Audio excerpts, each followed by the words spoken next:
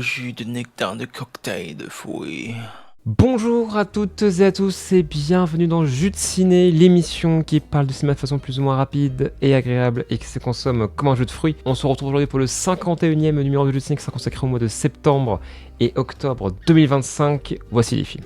Alpha, visuellement intéressant mais narrativement très bancal et donc assez avare en émotions. L'ensemble est très fragile, le casting est inégal et le manque d'implication se ressent beaucoup. C'est très dommage car Ducournau reste une réalisatrice intéressante à suivre. 5.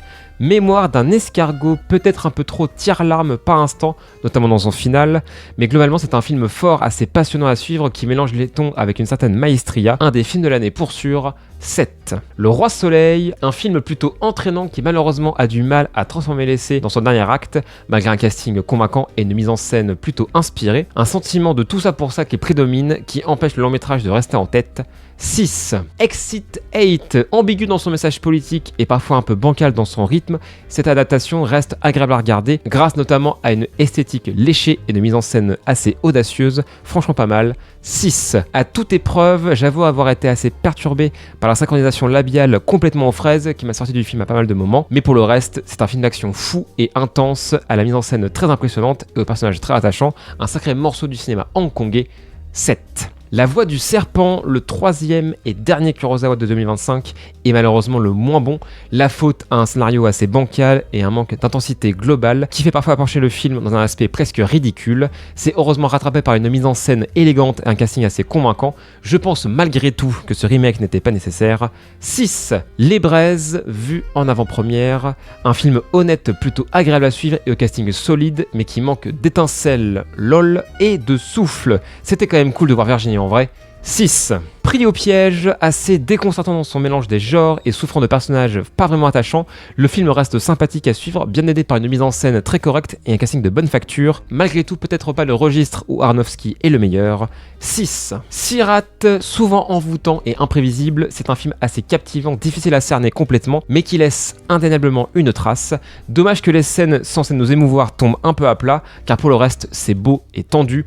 7. Hola Frida, un film d'animation sympathique et mignon, mais bien trop académique et incomplet pour vraiment marquer. 6. L'intérêt d'Adam, un sujet fort traité avec beaucoup de maladresse qui a du mal à être marquant, la faute à des personnages assez superficiels. En revanche, le casting est impressionnant et la mise en scène immersive est de très bonne facture. Le précédent film de Laura Vandel était bien meilleur, dommage. 6. En première ligne, on est à peu près sur le même procédé que dans l'intérêt d'Adam, sauf qu'ici, l'ensemble est plus conscient de son sujet et donc bien plus touchant.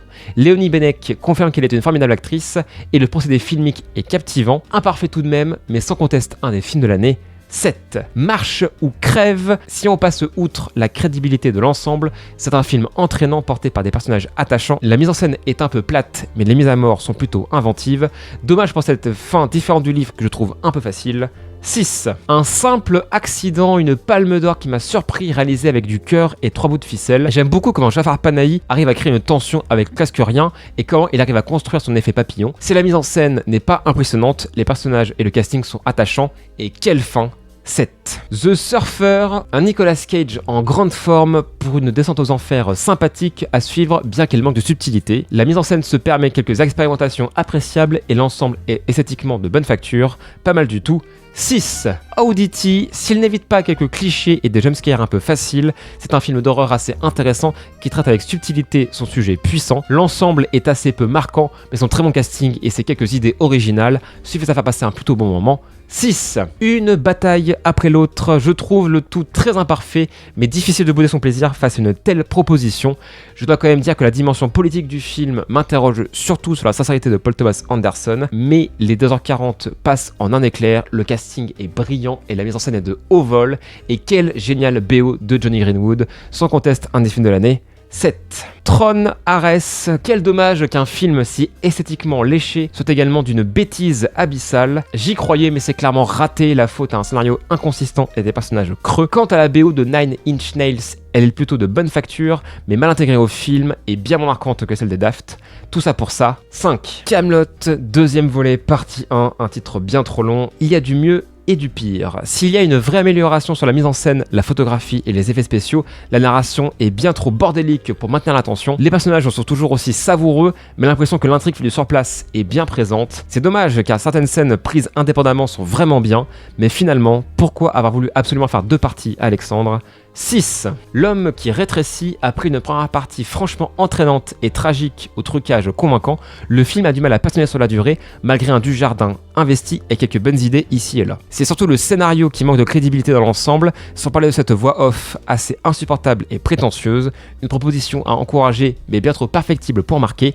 6. Et enfin, Terrible Jungle, c'est vraiment drôle, Jonathan Cohen en particulier est assez savoureux, mais c'est assez dommage que l'histoire ne soit pas plus consistante et inventive. L'impression dommageable de voir un film inachevé, mais l'aspect comédie est plutôt réussi, c'est déjà ça. 6. Voilà pour ce jeu de ciné, j'espère qu'il vous aura plu et intéressé.